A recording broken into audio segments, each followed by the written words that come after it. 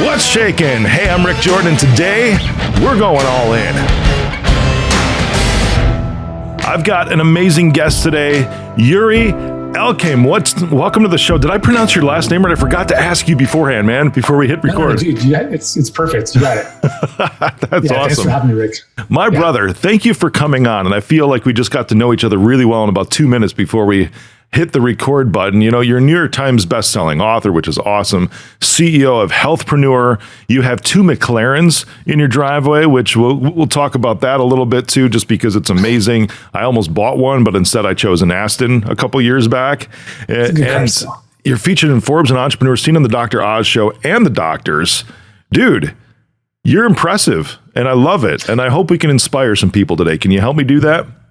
Yeah, thank you. And I want to preface this by saying, like, all that stuff, it's meaningless, right? Like, I'm like, I want people to understand that, like, all that stuff is they're trophies along the way, if you will. But what I'm more excited about is like who I am as a person in the journey, and more importantly, how I can impact other people to become better versions of themselves as well. And if we can enjoy the ride, might as well, right? I love that, man. That's a great perspective to look at that. You know, I just had I'm in Bloomberg, Newsmax, Fox, so all that all the time. And I just had my first article featured in Entrepreneur just literally a couple days ago. And I kind of had the same feeling, when it was published. It was like, this is awesome to be able to shove up on the media page of my website, and put it out there. But then it's like, what am I going to do with it? How can I use this to help some more people? Yeah. And it's funny because when I was on Dr. Oz, that was 2014. It's like, holy cow, 8 years ago. I had been in business for 8 years at that point, more in like the health and nutrition side of things. And I remember my dad's side of the family, they're like, oh my God, I just saw you on Dr. Oz. You must be doing really well. And I was like, that was like, for them, that was the thing that said I was doing well. I'm like, that is meaningless, right? It's nice, but everything else before that is almost more meaningful. But it's just funny that as people, as seen on, as seen in, stuff like that, it opens some doors, it opens people's minds a bit. But I think we both know there's more meaningful things. There is, yeah, for sure. And right before we dove into this, we were talking about how you said you love coming into shows and not knowing what we're talking about. Yeah, exactly. And it's my most favorite thing too. My team does really well, man. They prepare some questions for me and everything, which I get to maybe a quarter of the time that we record the shows. It's the best. And I was speaking at an event where Gary Vee was headlining just the other day. And one of the people that was on the panel I was on said, hey, can we have some questions to prepare, please? And I really appreciated the response of the moderator coming back and saying, you know what?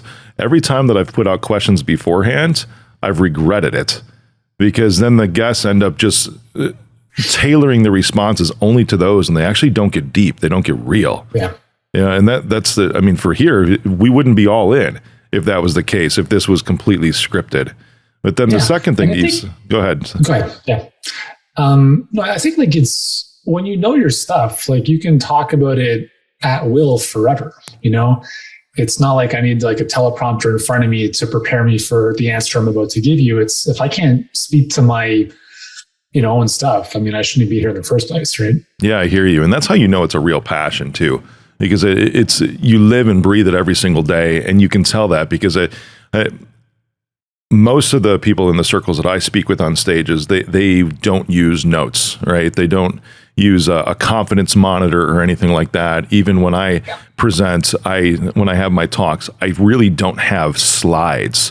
I'll have stuff that'll go up there, but it'll be almost for just like transition points. And it'll just be general imagery because I know what I'm talking about.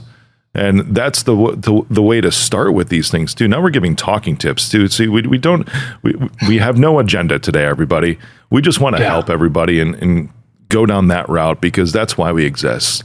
And there's something you mentioned. So I keep saying I'm going to do a solo show around speaking, right? Because that translates into stages, that translates into podcasts, which is in essence a stage. It translates into media. I'm sure you've been seen on the Dr. Oz show, so you've been on video media, large video media, as I have too. And they're seemingly different skill sets until you recognize that they're all really the same as long as you know what you're talking about. Yeah. And the only reason, yeah, exactly. That's exactly what it is. Yeah. For sure, man. So you've communicated, at least you've helped more than 500,000 people to better health, which is amazing. You know, and it's, how do you do that? You know, what, I guess, could we start here? What is the meaning of better health to you? So meaning of better health is being in a position where you can pursue other things that really matter to you because you don't have to worry about your health, right? Like to the man who has great health, they have many wishes. To the person who has poor health, they have one wish, which is better health. So I think when you're in good health, regardless of your age, it's just something that you don't have to worry about, and it frees up your mental energy, your bandwidth to do other things, whether it's build a business or pursue other passions. But at the same time, like I can't even imagine an existence for me personally where I'm not active, because it's just been part of my life since I was like 2. I mean, I played soccer growing up and I was obsessed with it, and I was always very active. And even to this day, I mean, I feel my best when I am active. I feel best when I'm sweating. And for me, you know, your producer Ryan was just asking me like what I had planned for the weekend. And I'm like, my plan for the weekend, I have a very simple life. I'm going to go for a bike ride later. I'm going to hang out with the kids. I'm going to do some gardening. I'm going to go walk in the woods. Like for me, there's nothing else I'd rather do. Like I'm not going to go to like the clubs and the restaurants. I lived that life in the past and it has its place. But I think for me, better health is just it's almost like financial freedom. It's the ability to choose how you want to spend your time, what you want to do with it, what you want to do with your life, and not being like, oh, my back is, or my foot is, or I'm too tired. That's not even part of the conversation. So for me, that's what better health is. That's awesome, man. I used to think, and maybe we can go into this topic a little bit too, because I had a conversation with an individual. It was just 2 days ago, and it was at a restaurant. I spoke at this event, in the industry event, and the entire event team ended up showing up at the same restaurant I was having dinner at, which was awesome. We were able to get some drinks for him. And as we're talking, he's like, man, you did it's ironic because I had these to show my team today, because at the event, I won 2 awards, right? Nice. One is best on-stage presentation, which at this circuit of events has been very similar. I've gotten these several times, but this is the first time that I was voted best in show. And so it was interesting. I brought these back because I want to share these with my team as the victories, because they make the events happen, man. For me to speak at these things. And what's best is I was told, like, you won best in show, but you didn't even sell anything. That's like the real beauty of it. So we see the producer of the show, of the events at dinner, and he's like, man, today was big wins for you and everything. I'm like, yeah. I'm like, that's awesome. I'm like, let me buy your team a drink. And he goes, oh, I'm not drinking.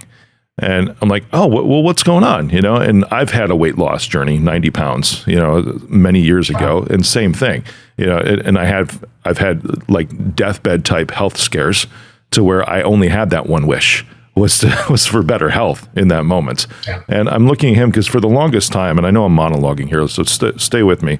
For the longest time, after I dropped the weight and after I got really healthy and very fit, I would look around and not understand the mentality of those who didn't want to make the change. Because for me, the change was just instantaneous. I mean, I recognized the truth of where I was, and the truth is always a good place to start because the truth is the truth. And the very next day is when I started that health journey. So it was just an instantaneous decision. And I felt it was the real decision, not to lose weight, not to, do all these other things. It was to just be healthy, and everything else became a subset of being healthy. So for the longest time, I didn't understand why other people couldn't just make that snap decision, or why because prior to that, I didn't have anything in my face telling me I was doing anything wrong.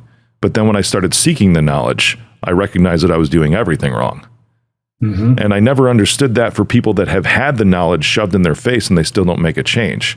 But now I've geared more towards compassion. And this individual, he's like, he's at 280 right now, which is where I was, before I got done. He's like, I want to get down to 245. I just want to get down to a size 40 in my pants, and I'm like, originally 3 years ago, I would have been like, dude, keep going. That's not, I asked him one question, what's your ideal weight? He's like 245. And in my mind, I'm thinking, well, that's not really your ideal weight, but that's what you can see as your ideal weight right now. And so I'm like, dude, go for it. Because that's like the first step. If that's all you can see right now, go hit it and hit it hard. Yeah. Well, it's interesting because I think I've worked with a lot of people. So both like initially my first business on the health side and now it's entrepreneurs in health. And people are people, right? We say we want certain things and then we don't achieve them. And I've always been fascinated by this because I've caught myself in that too. It's like I set a goal and I don't achieve it. I get close, but not quite. And it's happened many times in my life. And I'm asking myself, why is that? And I think there's two reasons. Number one is maybe there's a gap in know-how, in which case you can seek knowledge, mentorship, etc. But I think the bigger problem, and this is which was my issue, and I think honestly most people's issue, is it's a 7 out of 10. It's not a 10 out of 10 must. It's like for things that are an absolute must, we'll run through a brick wall. And maybe you hit your rock bottom moments, which was like, all right, this is changing now. And maybe that other individual was not quite there yet, right? And I think we all have different rock bottoms.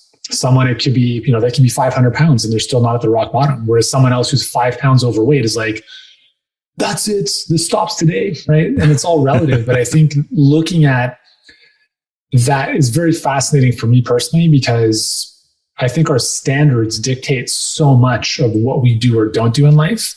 Someone who has $1 billion business might be like, it's been a terrible year, versus someone else who's making $100,000 like, oh my God, I wish I could be there, right?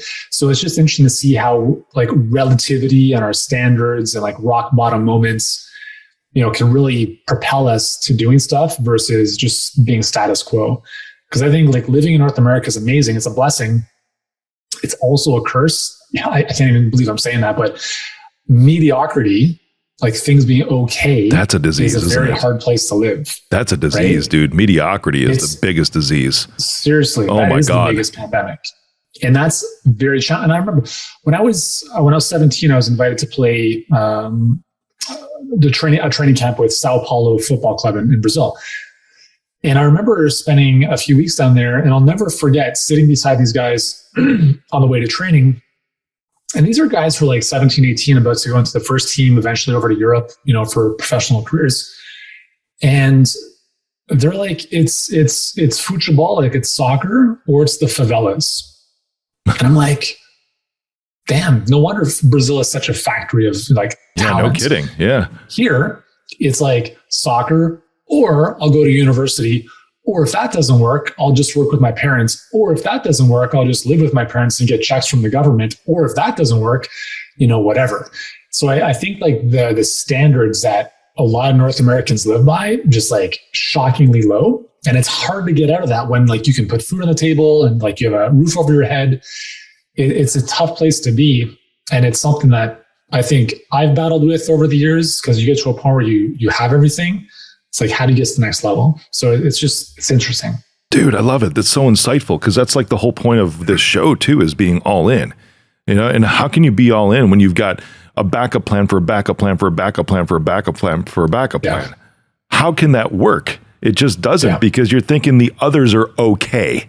And if you're thinking the others are okay, there's no way you're ever going to achieve what you really want. Yeah. Or like another way we see this is, we'll typically, like our business model is, people come into our world, we have an enrollment call with them. And then like, if it's a good fit, we move to the next step of working together.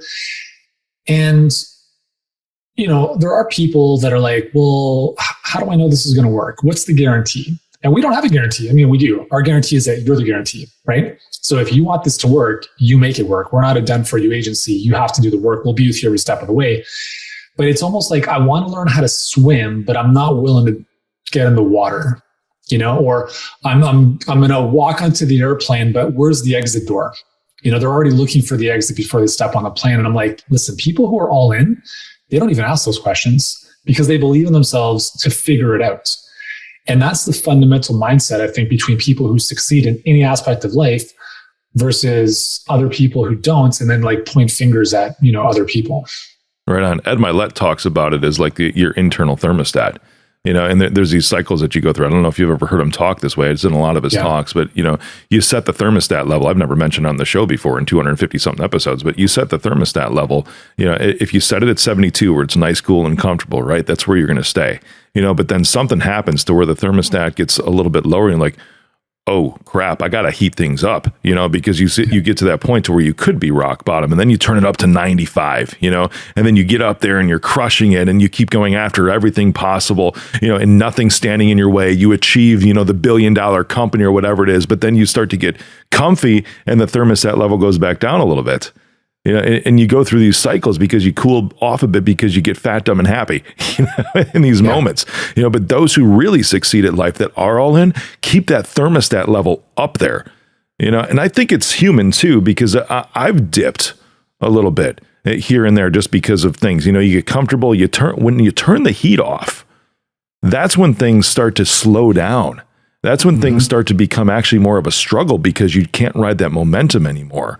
I've seen, like this right here, dude, you're feeding me today, because I feel like your thermostat is high, like mine is, and I like that you have to be around people like that. Get around people that have a higher thermostat level than you, in order to keep yours up there and be like, oh, okay, I gotta kick this up, I think that's the only way you can achieve helping 500,000 people to better health too. Do you think that you said something about rock bottom, and everybody has a different rock bottom? Right? Do you think that in order to start that journey to better health, that you have to have a rock bottom moment first?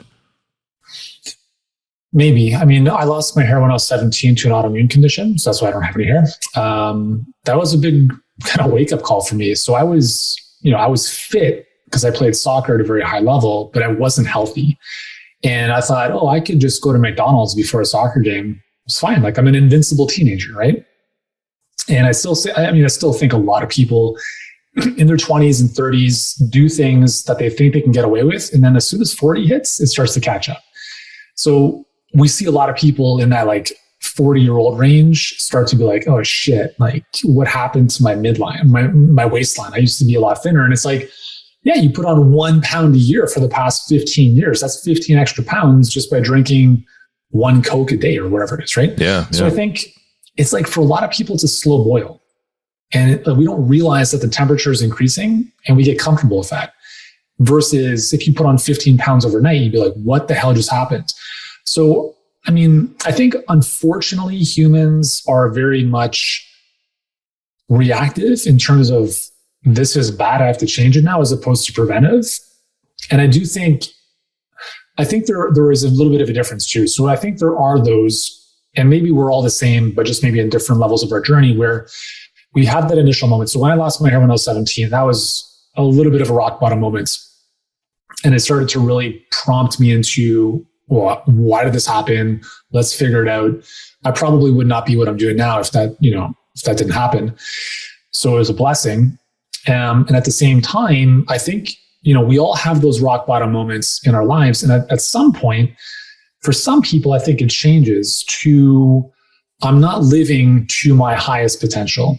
So it's no longer about going from suffering to okay. It's about, I'm a high performance individual and I'm not at the standard that I know I can be at. And I think I've noticed a difference there fundamentally where you could call it a rock bottom moment. I don't know if it really is, but I think there are some individuals who have such a high vision for themselves that anything less is unacceptable. So they're almost like optimizers as opposed to those who are suffering and just kind of getting to normalcy, if that makes sense. Yeah, it sure does, man. I'm tracking with you on this.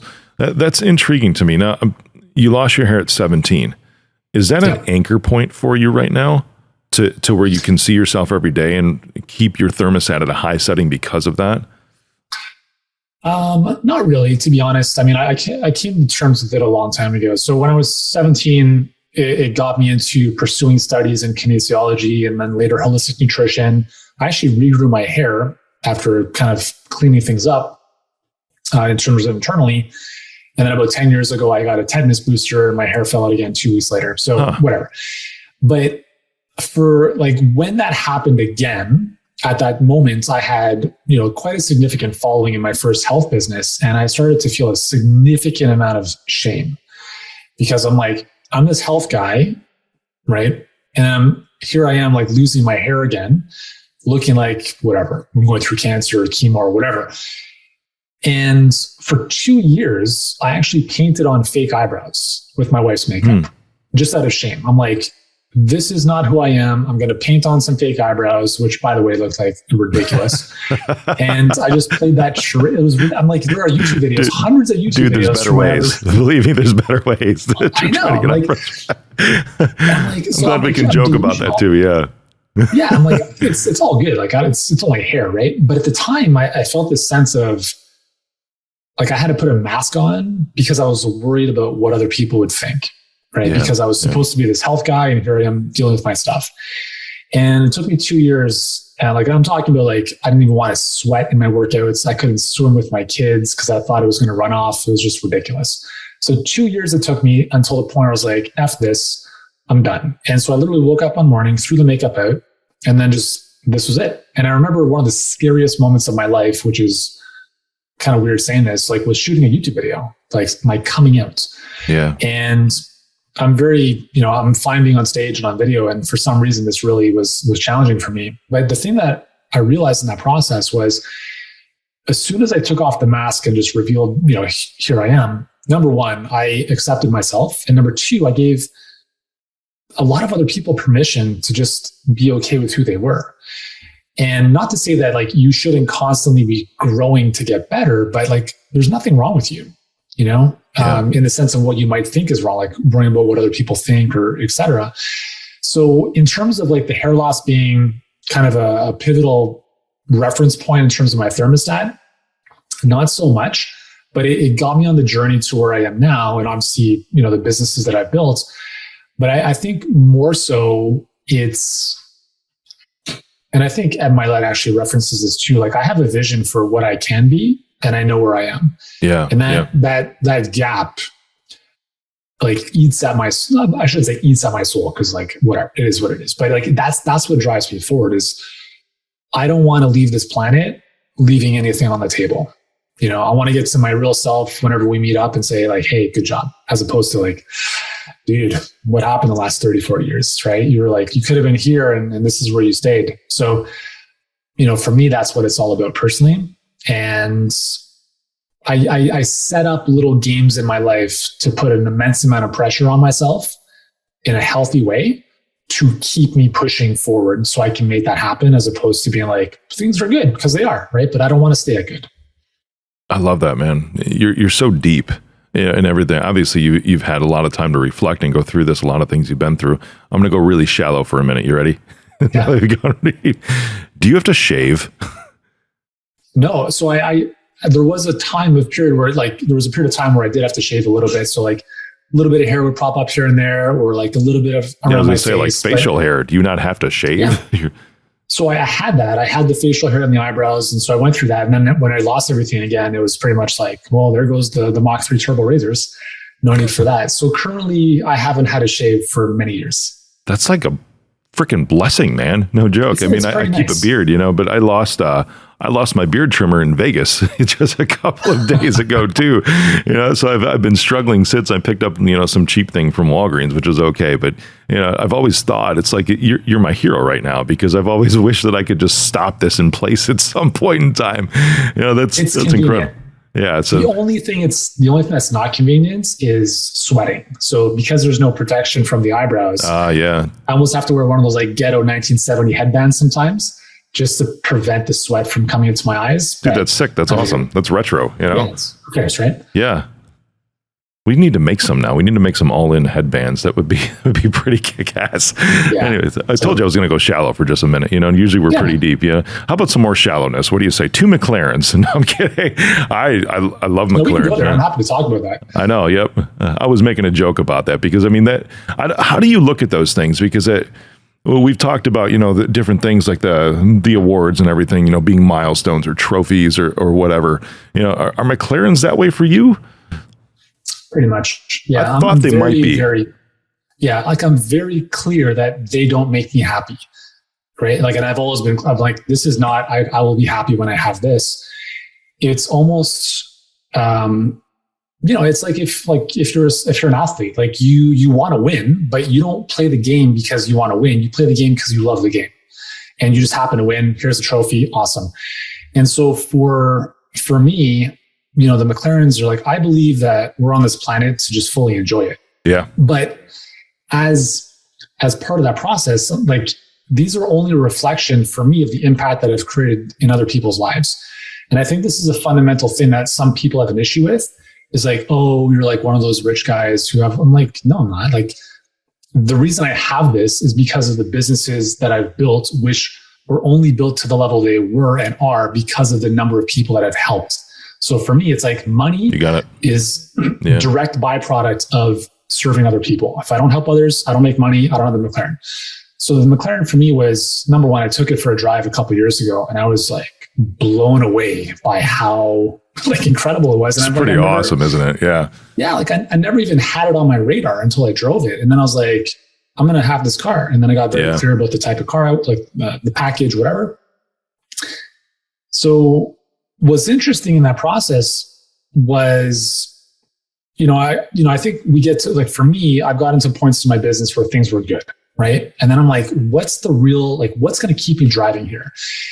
And the honest truth, like I talk about like my higher self and like wanting to meet up with that and being the fullest version of myself, which is true. I obviously want to impact a tremendous number of people and improve their lives, help their businesses, which is very true. But at the same time, I've realized like we have to do things that viscerally get us out of bed in the morning. Because if we're not viscerally attached to something, there's not going to be as much juice there.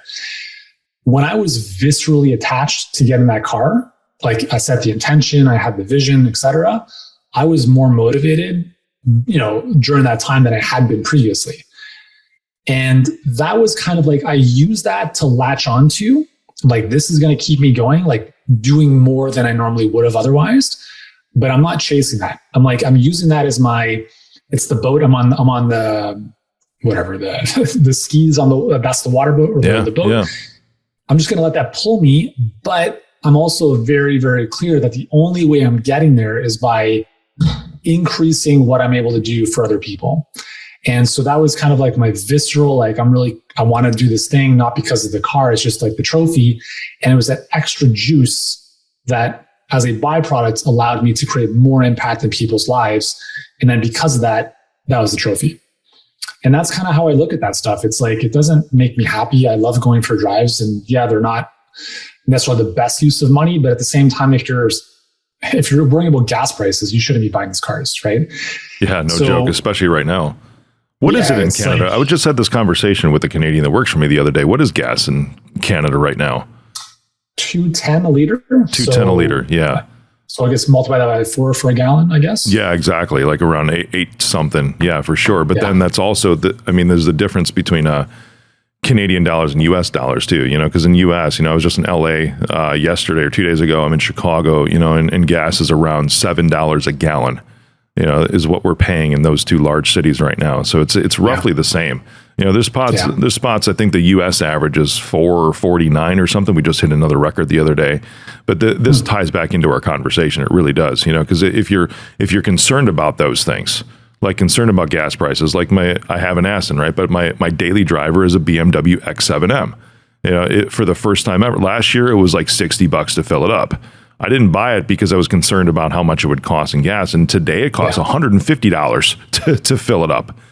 Difference, yeah, big difference. I don't drive too much. However, the thing about all this stuff is that doesn't matter so much to me, because if you have these anchor points that are in the future, like you're setting, if it's a car, if it's a watch, because I use watches as milestones. Mm-hmm. When I achieve something, it's like when I get there, I'm buying this because it's that anchor point, and that's just a symbol of everything I've been able to do for everybody else along the way. Yeah, it's not about caring about the gas. The money will come. I mean, it's serve first and the money will follow.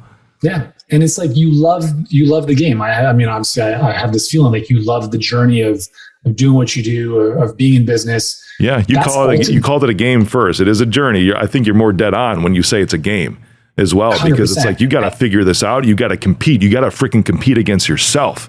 In order to be better for other people, you have to compete against yourself. 100%. Yeah. And it's like a marathon that never ends, and just be like, okay, cool. Like there's no finish line. The finish line is when you're dead. Yeah. Yeah. And just like, and I tell my clients this we're very upfront with people. This is the hardest thing you're going to do. We're not helping you build a side hustle. We're helping you build a legitimate 7-figure coaching business. And it's going to be hard. You're going to learn new skills that you haven't mastered yet, which is going to be hard. There are going to be times where you get punched in the face and you want to give up, and we're going to pull you right back up. And then you're going to get punched again. We're going to get you right back up again. And that's going to keep going for a long time. So how committed are you to building this future you want? Because I'll tell you, it's 1,000,000% worth it, but it's hard, right? For sure. But so is raising kids. So is doing anything meaningful, right on. Right? I appreciate that you brought up what you're doing too, because I mean, that's your main focus, is helping people build coaching businesses right now. And that's at, healthpreneurgroup.com. I want to send people there, but you have something called this is a good segue to kind of encapsulate. We've had a great philosophical and inspirational discussion so far. A lot that listen want to do exactly what you're teaching, and it's important. You have something called the perfect client pipeline, right? Mm-hmm. Can you describe that, please?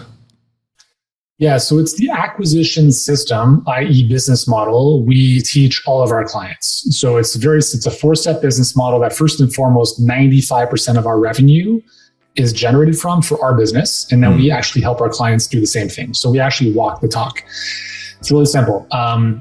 We believe in paid acquisition. So we help our clients and obviously ourselves leverage Facebook and Instagram paid ads, not posting videos all day long.